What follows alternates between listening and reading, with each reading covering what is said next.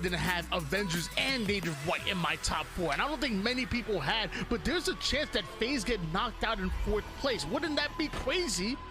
They're one game away from doing just that. Okay, guys, this is going to be a little bit different than what you're used to. So this is the watch mode on Halo Infinite. You're going to notice that there's some things to beat. Is going to be a little bit rocky with this mode. We have to keep the bottom bar up or else you can't tell who you're watching. So bear with us, but we are into game 3 and we'll try to get the observer in for game 4 if it is possible. Right now, Renegade doing his best to get kill after kill. Reversal for him, and he's making himself a tough finish. I mean, you're talking about getting an observer in for game 4. I mean, if things keep going the way they're supposed to be going, they may not be a game number 4. Avengers are up 2-0. They can possibly sweep FaZe Clan right now. My brain can't even wrap around what's going on in today's Championship Thursday. Look at this, a triple kill from Renegade as he flies into the base, looking to get this flag away. And here we go. We are going a little bit forward in time because we do have a stream from Huss with this game right now, Tony. Huss definitely one of those players that have really started to impress me, excuse me, over towards the latter half of the season 1, though towards that later half of the season where Huss was really playing well beyond his years and able to slay, able to think 1 or 2 steps ahead, even being that dirty work player. I love me a good all-around player, and I think Huss really feels that mold and really is an important piece to this Avengers roster. And on top of that, you know, they got your boy Swish, literally just put him in, and as of right now, Avengers looking better than ever.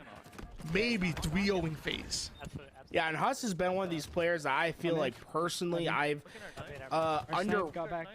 under-evaluated, I should say. Like, I never thought Huss was going to be this top-level player, but every time I see him, I feel like he proves me wrong. He's been playing better and better, and, you know, he's gone from this unknown player who's been making upsets into this bracket into, I think, a player who's going to be a perennial top finisher in bracket play throughout these next lands. He's a dangerous individual and he still has a lot to learn, but he's been learning at such a fast pace and picking up this game quickly, and now he's in a position to make the biggest upset he's ever had in Halo Infinite. Our base and mid somewhere. It's still FaZe Clan that they're dealing with right now, and especially on this map, Renegade. He's an absolute nuisance on this map. His grapple plays and his ability to stay alive and turn defense into offense is so crazy. The way he's able to control the pace has always been impressive. So as long as they have Renegade on the team, and as long as this is still the FaZe Clan that I know them to be, they still have a fighting chance, and that flag is moving across the board. As of right now, Avengers doing everything they can to try to stop it, but it looks like World 2 gonna be the one to punch that one in. A 2-1 lead coming out of FaZe Clan. I need help. Right, and now this is how do you respond, right? For the first time in this series, this has been Avengers down in the game, and we're gonna have to see what they're made of when this FaZe roster has seen so much success throughout their Halo careers, is knocking closer and closer to that finishing line. Can you make the upset happen? This is where teams are made. This is where you start to grow, but sometimes there can be pains on the way there, Tony. Less than 2 minutes on the clock after camouflage is up. It looks like there was a FaZe player that was able to steal it away. Frosty taking down Precision. Swish somehow getting the long-range remote detonation, and Huss finishing off Renegade. This is going to allow Avengers to get this pull on the flag, but of course it's World 2 with that sniper rifle. The final player alive for FaZe that makes a play stopping Swish from starting this flag run. Yeah, but look at Huss. He's going to be able to get in position all the way into the back base. He has to win a fight versus Snakebite, or just buy enough time for the help to come, but Snakebite so efficient at what he does, able to shut down Huss, and this flag looking more and more likely to stay at home for FaZe Clan. Precision's hiding in the back, but I don't think he's gonna be able to stay alive for long, or else I don't know. Precision's making plays. Precision gets 2. Switch has the flagpole. This is opportunity for Avengers.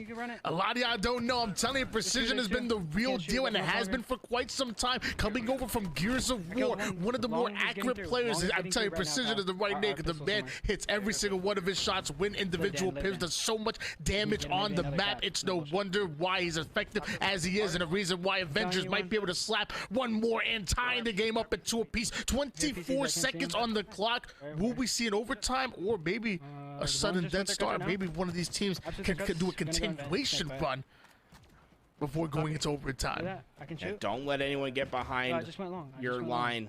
Stay for it. I think if you're Avengers, you have one more chance for a flag run, but you have to make sure you have the slays to facilitate it. Don't pull it out. If you don't, they're going to let it go to overtime, ensuring no one got into their back base. But an icy finish up, and it all comes down to Precision. Like you said, that Gears of War project that came on over and has been just lighting things up in the scene. So many of these Gears of War players having an impact, and seems like Precision is starting to have the biggest one thus far. Trying to kill me. I know Swish was one of the first players to show me that grapple tech instead of going through the vent, stealing it from there. It looks like he tries to go for it, but I'm not sure if they were able to get away with that camouflage. I wonder who got camo off the rip. As of right now, numbers advantage. We're early towards Faze, but Avengers able to bounce back.